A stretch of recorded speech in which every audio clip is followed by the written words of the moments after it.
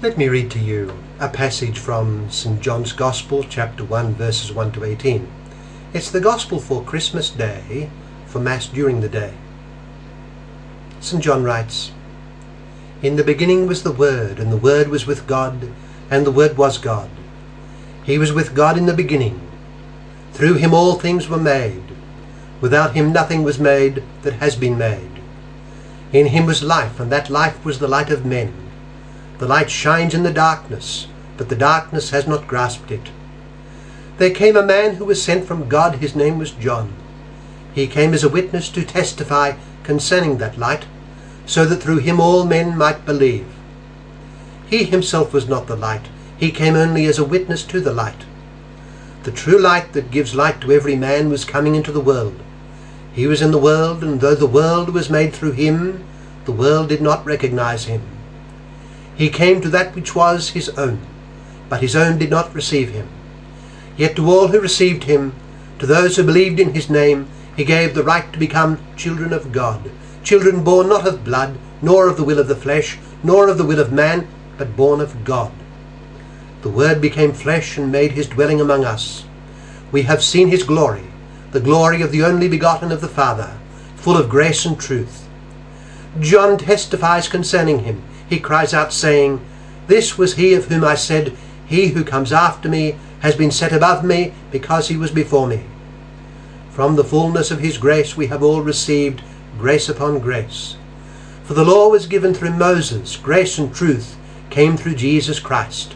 No one has ever seen God, but the only begotten Son, who is at the Father's side, has made him known."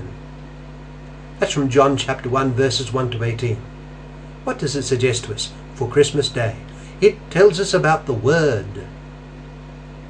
You know, John Henry Newman once wrote that those who, of his time, were considered to be rationalist and liberal in religion, did not fear making mistakes in religion. They were confident in the power of their own reason to determine the truth or otherwise of the claims of revealed religion, and were not overly concerned that they might be wrong. He once insisted that the men of Cambridge, whom he and his friends were discussing, did not have enough fear. I suspect this is a feature of the attitude of secular man in our own day to the claims of revealed religion. He readily disputes the position of Christ, while not caring much about the issue anyway. He lives as if God did not matter, and as if, whatever be the claims, Christ were just another figure of some influence in history. But consider the claims and ask, what if they are true? This question alone ought make a person straighten from his very relaxed position and begin to listen. Prescinding from the question of whether or not they are true, ask this: what if they were to be true? Our problem is that we do not listen or consider because we do not think it matters much whether religion is true or not. Truth is not the fundamental issue. What matters is, does it work for me? Is it useful for my purposes? Modern man ought to ask himself why it is that he has little interest in revealed religion, because if revealed religion were true, it clearly would be of tremendous significance. Serious sin leads to eternal death, and the only way out of this upshot is union with Jesus Christ and the acceptance of his teaching. The only name by which we can be saved is that of Jesus Christ. If this is true, then the one who languidly dismisses it has all his future prospects under threat. Let us then consider the claims of Christ, for on Christmas Day we think of his coming with claims no one else would ever think of making. No one can dispute that he was a man of history and truly man. The claim is that he was truly God. Nothing in all of history competes with the significance of this. Let us on Christmas Day consider the remarkable introduction to his gospel which St. John provides, which I read earlier. An introduction to the person and history of Jesus Christ. We read in the book of Genesis at the start of the Bible that in the beginning there was God. God uttered his word, and by that word the heavens and the earth were created. In the world of the time, many gods were understood to have done this. There were many gods involved. Moreover, they did not create, they only arranged. Whereas in the book of Genesis, God simply said, "Let there be light," and there was light. Now, whence came this information about the one and only Creator? It was revealed. But in his Gospel, John gives an extraordinary clarification, which is indeed yet another mystery. This Word of God uttered at the beginning was the Word who all along had been with God. Whenever the beginning is taken as being, there was God and the Word was with him.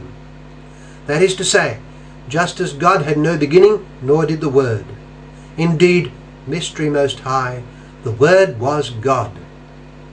John is saying that there has been now a further and most sublime revelation since Genesis was written, and that is that the Word through whom God created the heavens and the earth is the Word, a person distinct from God and yet himself God. It will be further revealed in the course of John's Gospel that the Spirit of God that hovered over the abyss in Genesis, was also God. He too is distinct as a person, just as God and his Word are distinct as persons. He is the Spirit of God and of the Word. Three distinct persons, Father, Son, and Spirit, each of whom is the one God, were already present at the beginning. But, wonder of wonders, the Word became flesh and dwelt among us. Can anything in all of creation, can anything in all of human history compare with this point, that there walked the earth a man, a true man, who was God himself? This is the fundamental claim, and how can we be indifferent to it? But so it is. As we read, "He was in the world, and the world was made by him, and the world knew him not. He came unto his own, and his own received him not." So many did not care to look, to consider, to open their hearts to the revelation being made in their midst. And the assumption of a secular age is that all this does not matter much. On Christmas Day we celebrate the birth of God made man. It happened at a certain point in a certain place. God the Son took to himself a human nature, with a human body and a human soul. He came to enable us to share in the divine life that was his from all eternity, and he would make this possible by his death on the cross. To all who receive him, he gives the power to become children of God. Among all the things to wonder at in the world, this is beyond compare. Let us renew our stand with Christ, knowing that he is the only name by which men can be saved.